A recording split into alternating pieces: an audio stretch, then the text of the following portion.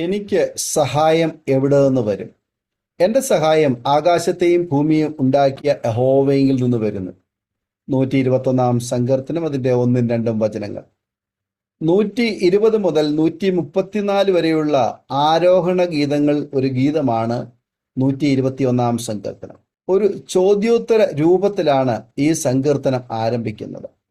നമ്മുടെ കണ്ണുകൾ ധനസമൃദ്ധിയിലേക്കും അധികാരങ്ങളിലേക്കും ആകാശത്തിലെ സൂര്യനിലേക്കും പർവ്വതങ്ങളിലേക്കും നോക്കാതെ ആകാശത്തെയും ഭൂമിയെയും സൃഷ്ടിച്ച ദൈവത്തിങ്കിലേക്ക് തിരിയണം. അതുകൊണ്ട് ശമരിയ സ്ത്രീയോട് യേശു പറഞ്ഞു, സ്ത്രീയെ, എൻ്റെ വാക്ക് വിശ്വസിക്കുക.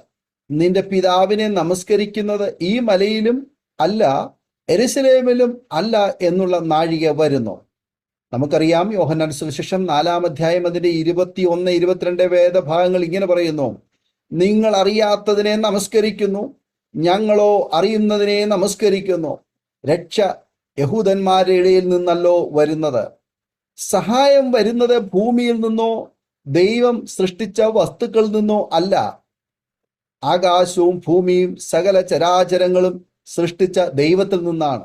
യഹോവയെ വഴികാട്ടിയായി സ്വീകരിച്ച ഒരു യാത്രക്കാരന്റെ ഗീതമാണ് 121 സങ്കീർത്തനം. അയാൾ ദൈവത്തിങ്കലേക്ക് സഹായത്തിനായി കണ്ണുയർത്തിയപ്പോൾ എന്തെന്നില്ലാത്ത പ്രത്യാശയും ധൈര്യവും അദ്ദേഹത്തിൽ കടന്നു വന്നു. അതിനാൽ ധൈര്യത്തോട് താൻ പറയുകയാണ് 121 സങ്കീർത്തനം അതിൻ്റെ 3-4 വചനങ്ങൾ. നിന്റെ കാൽ വഴുതുവാൻ അവൻ സമ്മതിക്കുകയില്ല, നിന്നെ കാക്കുന്നവൻ മയങ്ങുകയുമില്ല. ഇസ്രായേലിന്റെ പരിപാലകൻ മയങ്ങുകയുമില്ല, ഉറങ്ങുകയുമില്ല. ദൈവം നമ്മുടെ പ്രയാസങ്ങൾ ദൂരെ നിൽക്കുന്നവനല്ല, ചാരെ നിന്ന് സംരക്ഷണം നൽകുന്നവനാണ്. നാം ഉറങ്ങുമ്പോഴും ഉണരുമ്പോഴും അഗ്നിശോധനയിലൂടെ കടക്കുമ്പോഴും ഏത് സാഹചര്യങ്ങളിലും മയങ്ങാതെയും ഉറങ്ങാതെയും നമ്മുടെ സന്തത സഹചാരിയായാണ് നമ്മുടെ കർത്താവ് നമ്മോടൊപ്പം ഉള്ളത്. അതുകൊണ്ടാണ് അപ്പോസ്തലനായ പൗലോസ് അപ്പോസ്തലന് ഇങ്ങനെ പറഞ്ഞത്, അവനിലല്ലോ നാം ജീവിക്കുകയും ചരിക്കുകയും ഇരിക്കുകയും ചെയ്യുന്നത്. പ്രവൃത്തികളുടെ പുസ്തകം 17-ാം അധ്യായം അതിൻ്റെ 28-ാമത് വചനം. ശക്തനായ എലീശ പ്രവാചകനെ പിടിക്കുവാനായി അരാം സൈന്യം അദ്ദേഹം വസിച്ച മല വളയുമ്പോൾ പ്രവാചകന് ഒരു ഭയവുമില്ല. എന്നാൽ വേലക്കാരൻ ഭയപ്പെട്ട് എലീശായുടെ അടുക്കൽ ഓടി വരുന്നു. ഒരു ഭാവവ്യത്യാസവും എലീശയ്ക്കില്ല. കാരണം ഉറങ്ങാതെയും മയങ്ങാതെയും തന്നെ കാത്തു സൂക്ഷിക്കുവാൻ ദൈവം ശക്തനാണെന്ന് എലീശ വിശ്വസിച്ചു. വിശ്വാസത്തിന്റെ കണ്ണുകൾ തൻ്റെ ഭൃത്യനിൽ തുറന്നു കിട്ടുവാൻ എലീശ ദൈവത്തോട് പ്രാർത്ഥിച്ചു. അപ്പോൾ അവന്റെ കണ്ണ് തുറക്കപ്പെട്ടു. 2 രാജാക്കന്മാരുടെ പുസ്തകം 6-ാം അധ്യായം അതിൻ്റെ 17-ാമത് വചനത്തിൽ ഇങ്ങനെ പറയുന്നു, യഹോവ ബാല്യക്കാരന്റെ കണ്ണു തുറന്നു, എലീശയുടെ ചുറ്റും അഗ്നിമയമായ കുതിരകളും രഥങ്ങളും കൊണ്ട് മല നിറഞ്ഞിരിക്കുന്നത് അവൻ കണ്ടു. നമ്മെ അനുദിനം കാത്തു സൂക്ഷിക്കുവാൻ ദൈവം തന്റെ സ്വർഗീയ ദൂതന്മാരെ ഭൂമിയിലേക്ക് അയക്കുന്നു.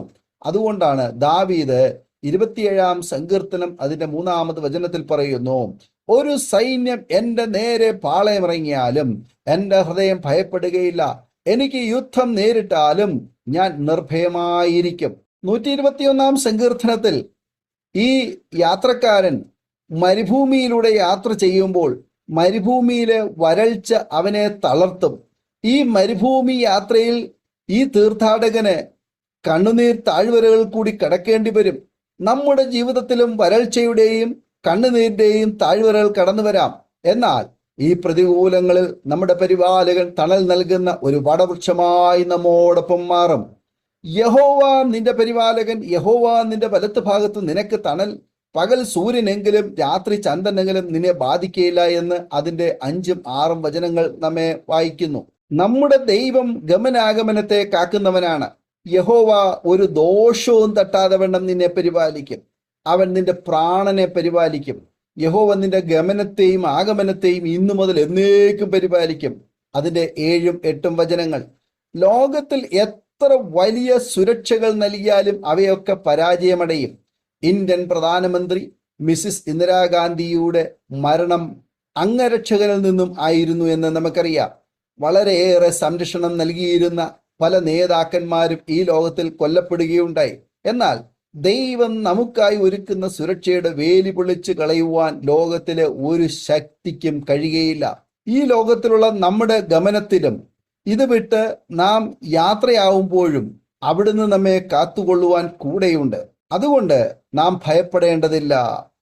യഹോവയെങ്കിൽ പ്രത്യാശ വയ്ക്കുക, ധൈര്യപ്പെട്ടിരിക്കുക, നിന്റെ ഹൃദയം ഉറച്ചിരിക്കട്ടെ. അതെ, യഹോവയെങ്കിൽ പ്രത്യാശ വയ്ക്കുക. 27 സങ്കീർത്തനം 14 വചനത്തിൽ നാം വായിക്കുന്നു. ഈ വചനങ്ങളാൽ ദൈവം നമ്മെ അനുഗ്രഹിക്കുമാറാകട്ടെ. ആമേൻ. ഓർമ്മയുടെ മനോരഥത്തിൽ മായാത്ത ഓർമ്മയ്ക്കായി അരോമ മാട്രിമോണിയിൽ നിന്നും ജീവിത പങ്കാളിയെ കണ്ടെത്തൂ. നിങ്ങൾ ഒരു ക്രിസ്തീയ ജീവിത പങ്കാളിയെ അന്വേഷിക്കുകയാണോ? അതോ മക്കൾക്ക് അനുയോജ്യമായ ഒരു തക്ക തുണയ്ക്ക് വേണ്ടി പ്രാർത്ഥിക്കുന്ന വ്യക്തിയാണോ? എങ്കിൽ അരോമ മാട്രിമോണി നിങ്ങൾക്ക് വേണ്ടിയാണ്. ഇന്നു തന്നെ സൗജന്യമായി രജിസ്റ്റർ ചെയ്യൂ. അരോമ മാട്രിമോണിയുടെ പ്രത്യേകതകൾ: രജിസ്ട്രേഷൻ തികച്ചും സൗജന്യം. ലോകത്തെവിടെയുമുള്ള അനുയോജ്യമായ ക്രിസ്തീയ ജീവിത പങ്കാളിയെ തിരഞ്ഞെടുക്കാം. വിവാഹം നടക്കുന്നതുവരെ സർവീസ് ലഭിക്കുന്നു. ഏറ്റവും ചെറിയ പാക്കേജുകളും തിരഞ്ഞെടുക്കാം. അരോമ മാട്രിമോണി നിങ്ങൾക്കായി ഒരുക്കുന്നു വിവാഹം പരമാനന്ദം. Email aroma matrimony2020@gmail.com